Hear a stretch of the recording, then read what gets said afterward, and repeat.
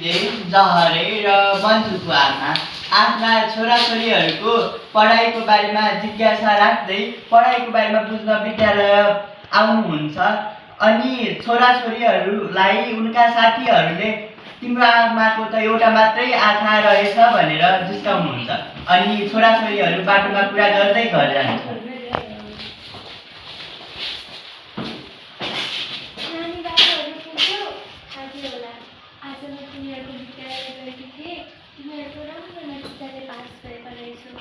तिमीहरूको मेहनत देखेर म एकदमै खुसी छु। त्यसैले मैले मिठो खाना गरिदिएको छु। ल आऊ म पस्किदिन्छु भान्सामा। यही बस। आमा आमा मैले पनि डक्टर बन्न पाउने भए आमा। मेरो छात्रवृत्तिमा नाम निस्क्यो आमा। अब म काठमाडौँ जानु पर्यो आमा। हो र छोरा, तिम्रो सफलता देखेर म अत्यन्तै खुसी भएँ। अब म पनि मेरो छोरालाई डक्टर बनेको देख्न पाउने भए। तिम्रो बुवाको पनि यही सपना थियो। कसैले पढ्न नसकेको घरमा डक्टर पढ्नु भएछ छोरा। काठमाडौँ जान केही पैसा चाहिएला। अहिले त पैसा छैन। ल यही गहना बेचेर बाटो खर्च चलाबा। पछि म तेरो दाइको हातबाट पैसा पठाइदिन्छु ल। आमा भोक गरे आमा। भाग्यमानी भएछ, भाग्यमानी भएछ। छिटै डक्टर बनेको देख्नु छ। दाइ भोक दाइ। राम्ररी जानु भाइ, जल्दी राम्रो डक्टर, ठुलो नाम चलेको डक्टर बनेको होइन।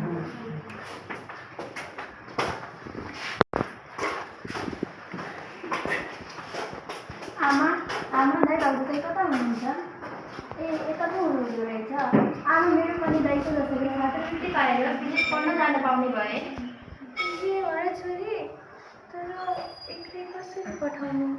छोरी मान्छे, आजभोलिको जमाना पनि राम्रो छैन। म पनि बुढेसकालको खुट्किला टिप्दैछु। बिहे मर्नुभन्दा अगाडि तेरो बिहे हुन पाए हुन्थ्यो।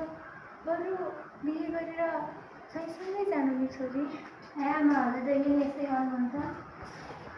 आमा हजुरले बहिनीलाई यस्तो भन्नु थिएन। जे भए पनि यो अहिलेका जमानाका छोरीहरू के गरिसके, कहाँ पुगिसके। हजुरले बहिनीलाई रोक्नु थिएन। बहिनीले कति मेहनत गरेर विदेशमा छात्रवृत्तिमा आफ्नो नाम निकालेको छ। पुरै हाम्रो उसको भविष्य हामीले बर्बाद गर्नुहुन्न। उसको भविष्य हामीले बर्बाद गर्नुहुन्न आमा। उसलाई विदेश जान दिनुपर्छ। हजुर पठाउनै हुन्न भनेपछि म आफै पनि ऋण गाडेर भए पनि मेरो बहिनीलाई विदेश पढ्न पठाउने थिएँ। त्यस्तो नभन बा। तिमी पठाउने नै भएपछि उसको बिहेको लागि भनेर केही गरगहना जोडेर राखेकी थिए। अहिले बाटो खर्च त्यही गरगहना बेचेर चला। पछि तलतिर बाले जोडेको जमिन छ, त्यही जमिन बेचेर त्यही बहिनीलाई पनि पठाइदिनु रहेछ। र पनि नयाँ व्यवसाय खोज्छु भन्दैछस्। त्यही पैसाले नयाँ व्यवसाय खोल्नु होला। हुन्छ आमा। बहिनी आमाले तिमी विदेश जान पढाउन मानिहाल्नु हो। आमालाई बिदा माग। आमा अहिले जान्छु र।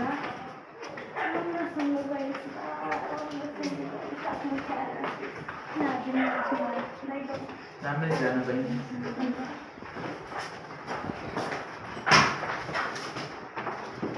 केही समयपछि अब जेठा छोरा र बुहारीको पनि बिबी पर्छ र उनीहरू अमेरिका जानको लागि आमासँग अनुमति माग्न आउनुहुन्छ। बुढा हाम्रो त बिबी परेछ नि। ए हो र, बिबी परेछ। राम्रै गरेछ। तर अब तिमीले मैले र छोराले एक हप्ताभित्र विदेश जानुपर्ने हो। अब हामी त जान्न त आमाको के गर्ने होला है? के भयो त आमा भयो? हजुर मात्र छोरा हुनुहुन्छ र उहाँको कान्छा छोरा पनि त छन्। काठमाडौँमा घर बनाइसके, बिहे गरिसके, आफ्नो व्यवस्था बनाइसके। अनि आमालाई अहिलेसम्म हामीले त पालिरहेका छौँ। अब आमाले उता गएर बसे पनि त भइगयो नि। हो न त, तर आमा अहिलेसम्म हामी सँगै बस्नु भएको छ। अब एक्कातिर जान के पो भन्नुहुन्छ। तर पनि एकचोटि आमाले खबर त आमा हाम्रो विदेश जाने दिदी पर्यो, हजुरको बुहारीको दिदी पर्यो। अब हामी हजुरको बुहारी, म र हजुरको नातिले विदेश जाने पर्ने हो। यसै हप्ताभित्र हामी विदेश जाँदैछौँ आमा। किन र छोरा? तिम्रो बाउ बाजेले सम्पत्ति राखेको छ, त्यही सम्पत्ति बनाएको भइहाल्यो। तिम्रो बुहारीको पनि राम्रो जागिर चलेको छ।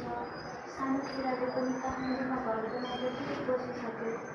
तिम्रो छोराको मुखहरू कस्तो बाँचेको छु आमा। ए आमा, हजुर त्यस्तै भन्नुहुन्छ। विदेशमा गए पनि हुन्छ र यो जमानामा पनि। ऊ पनि हजुरको बुहारीमा डिग्री पढेको छ, कसरी कसैको डिग्री पढेको छ। डिग्री यहाँ यति मिहिनेत गरिरहेका छौँ तर पनि केही भएको छैन हाम्रो। उहाँ जे भए पनि मिहिनेत गरेको पैसा त मिल्छ। विदेश नै हो आमा, हामी त विदेश नै जान्छौँ। आमा, हजुरको कान्छा छोराले पनि बारम्बार फोन गरिरहेका छन्। अनि उता बुहारीले पनि आमाले देखेको छैन भनेर जिद्दी गरिरहेकी छिन्। अनि उता पनि त हजुरका नाति नातिना छँदैछन्। हजुरले त्यता गए राम्रै हुन्छ आमा।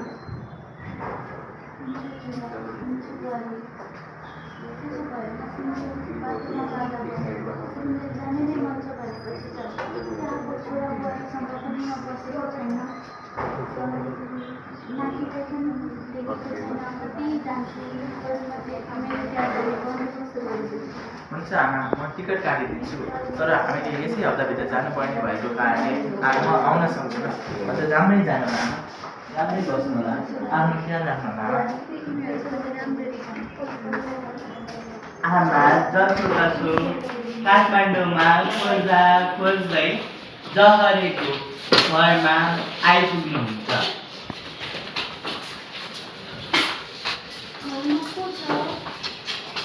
ए आमा पो आउनु भयो रहेछ। महारानी आमा पो आउनु भएछ। हाम्रो घरको बाटो कसले बताएर रहेछ। च्याउ त बाहिर छोडेर आऊ, माया भने ठिक छ, नमाने भने फालेर आउनु त्यो। हुन्छ होइन आमा, यो जहरीको घर होइन। हजुर गलत घरमा आइपुग्नु भयो। अब हजुर यहाँबाट गइहाल्नुहोस् त। मेरो छोराछोरी हजुरलाई देख्यो भने तर्सिन्छन् होला। गइहाल्नुहोस् त हजुर यहाँबाट। अब आमा आफ्नो घर पुग्नुहुन्छ र घरलाई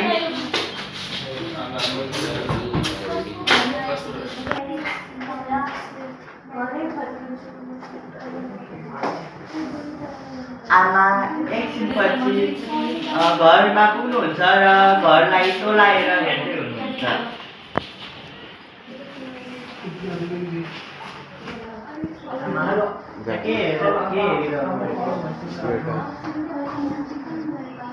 यो घरका मान्छेहरू सबै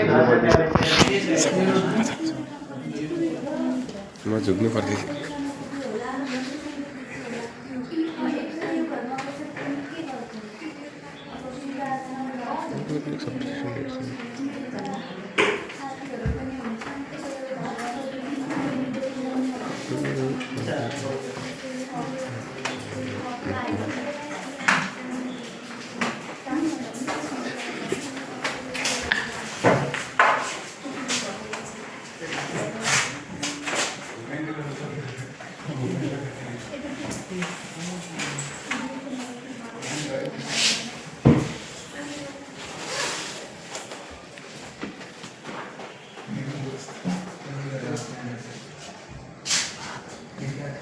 केही वर्षपछि आमा वृद्धाश्रममा बस्नुहुन्छ र विद्यार्थीहरू एउटा कार्यक्रममा वृद्धाश्रममा पुग्नुहुन्छ र आमासँग संवाद गर्नुहुन्छ।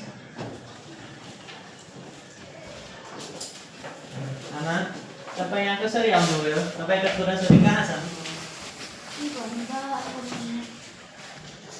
आमा हुँ भन्दा कसोरीमा भन्नु छैनन् छोरा साथमा।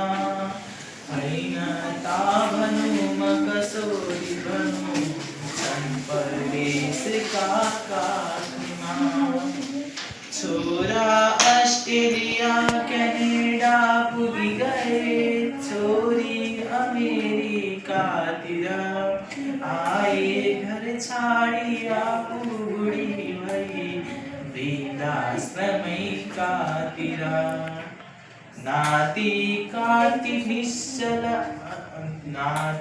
काति सुन्दर आकृतिहरू देखे तिमीमा जब, सम्झना पनि गए छुटेछन् मेरा किशोरका दिन। बाहुमा जब बलतियो मगज थियो, गऱ्यौँ आफ्नै काखातिर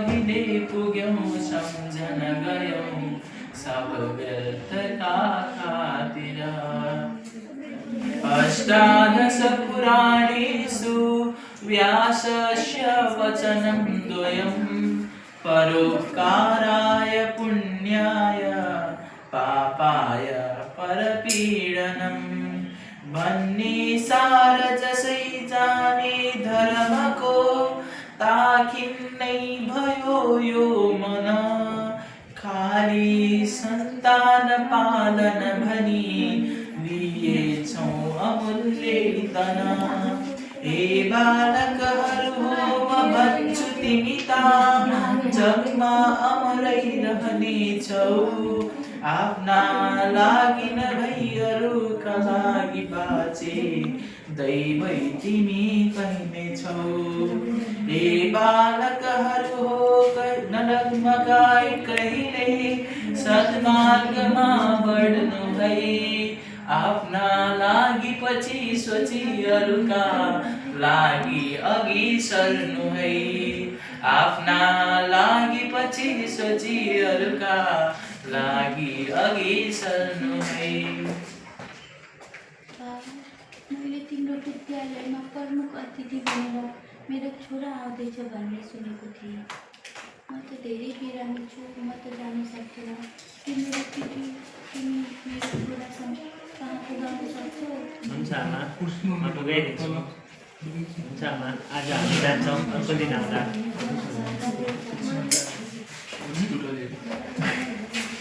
अब विद्यालयको वार्षिकोत्सव कार्यक्रममा जहरे प्रमुख अतिथि बनेर आउनुहुन्छ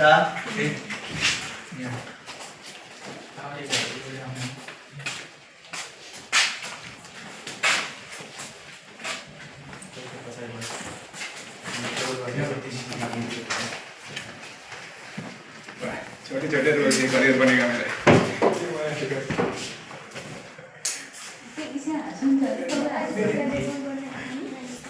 नमस्ते सर तपाईँ हाम्रो कार्यक्रममा स्वागत छ तपाईँको आमाले चिठी तपाईँले दिनु भन्नुभएको थियो आउनुहोस् सर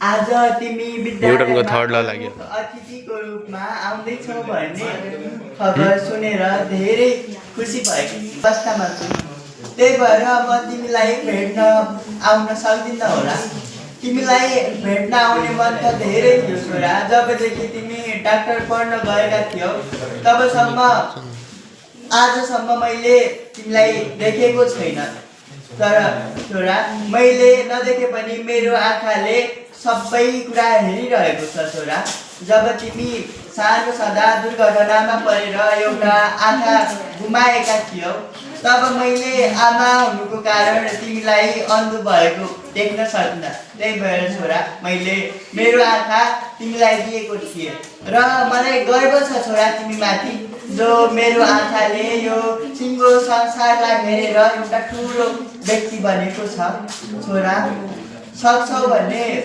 एकचोटि मलाई वृद्धाश्रममा भेट्न आउनु ल तिमी तयारी आमा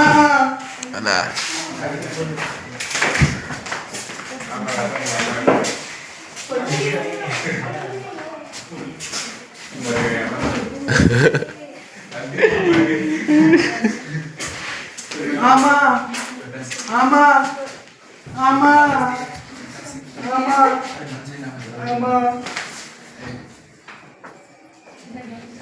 जहरजी स्वागत छ तपाईँलाई हाम्रो वृद्धाश्रममा तपाईँको आमा जिउँदा सदा भेट्न धेरै चाहनु भएको थियो र तपाईँले भेट्न दिनु भएन उहाँलाई र न त तपाईँ नै यहाँ आउनुभयो तर उहाँको जेठो छोराले बेचेपछिको बाँकी रहेको सम्पत्ति हजुरको नाममा दिन चाहनु भएको थियो त्यही भएर उहाँले मन्जुरी नाममा लेखेर मलाई दिनुभएको छ।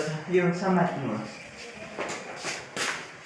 दाइ हेर्नु त आमालाई के भयो? आमा त रहनु भएन दाइ। आमा आमा आमा आमा ठुलो मान्छेलाई भन्दा जन्मेको र मरेको मान्छेलाई बढी महत्त्व दिने नेपाली समाज। जननी जन्मभूमि स्वर्गादपि गरीयसी। अनि मातृदेवो भव पितृदेवो भव भनेर सिकाउने हाम्रो संस्कृतिलाई नमानेर आफ्नो आमा, जो आमा र बुवा भगवानभन्दा पनि ठुला हुन्छन् अनि आफ्नो जन्मभूमि स्वर्गभन्दा पनि ठुलो हुन्छ, यो कुरालाई जान्दै पनि नजाने जस्तो गरेर आज यो अवस्थामा पुगेका छन्। र मानवको लागि आफ्नो सर्वस्व भनेकै आमा बुवा हुन्, किनकि यदि आमा बुवा नभएको भए मानवको लागि यो संसार हुने थिएन।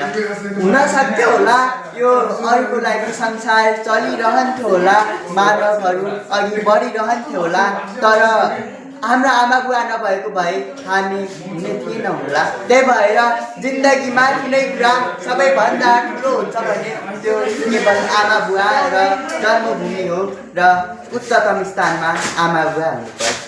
धन्यवाद।